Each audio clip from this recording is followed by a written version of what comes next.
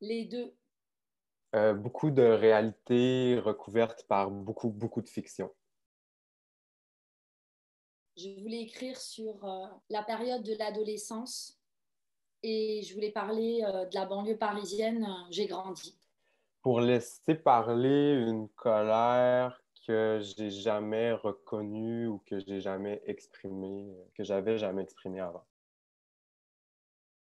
Le titre Pour que je m'aime encore est une variation de la chanson de Céline Dion Pour que tu m'aimes encore, dont il est question de manière assez brève dans le roman. Céline Dion, c'est la deuxième plus grande voix du Québec après Ginette Renault, puis la deuxième plus grande voix au monde après Mariah Carey. Moi, je pense que c'est quand on me laissait vivre, puis que j'étais seul dans ma chambre, puis que je pouvais faire ce que je veux dans mon univers, avoir un peu la paix pour une fois. Toutes les misères qu'on a fait aux profs. Totalement. Avant même d'être française, je suis une transéenne. Moi, je dirais que je le suis un peu malgré moi. J'ai beaucoup détesté, rejeté la ville où j'ai grandi, mais j'ai été formé par elle en même temps, donc sans le vouloir. Ah bah moi, j'habite là. Là, je vous parle de Drancy. Moi, jamais je pourrais habiter autour, en campagne, ou dans les forêts, dans les régions autour, mais jamais dans cette ville-là. Non. L'amitié. Ça, ça m'aide à grandir depuis toujours. Moi, je dirais les livres.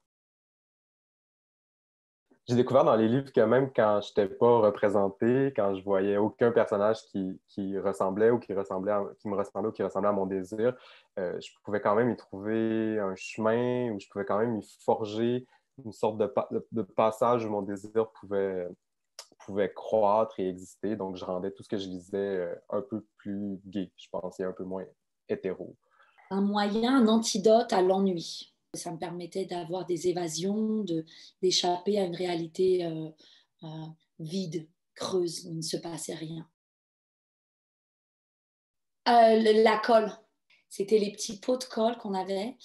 Et en fait, il y avait une petite spatule en plastique pour l'appliquer. Mais si je pouvais si je pouvais retrouver ces colles-là, parce elles sont plus commercialisées, j'ai adoré ça. Moi, je dirais les grenailles que faisaient les aiguises crayons. Des espèces de petits morceaux de bois, puis de crayons à colorier qui sentaient très fort. Le film qui a marqué mon adolescence a été Tueur-né de Oliver Stone. Mm. Et après, moi, j'étais une très, très grande fan des Doors. Donc, toute mon adolescence, en fait, c'était les Doors tout le temps, tout le temps, tout le temps. Peux-tu répondre à un livre?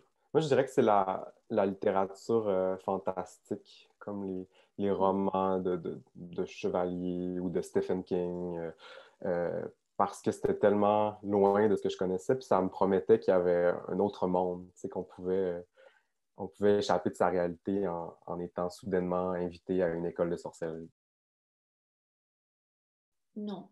C'est pour ça d'ailleurs j'aimais bien regarder des films comme Tueur-né parce que ça représentait tout ce que je ne ferais jamais. Ouais, moi, on m'a beaucoup appris à pas être en colère, en fait. On a beaucoup identifié la colère au mal quand j'étais enfant, à ce qu'il fallait pas exprimer, comme la tristesse d'ailleurs.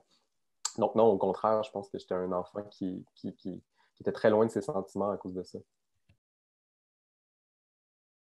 Ma laideur adolescente, enfin, exemplaire. Moi, il me vient juste des choses comme terribles que j'ai pas envie de nommer.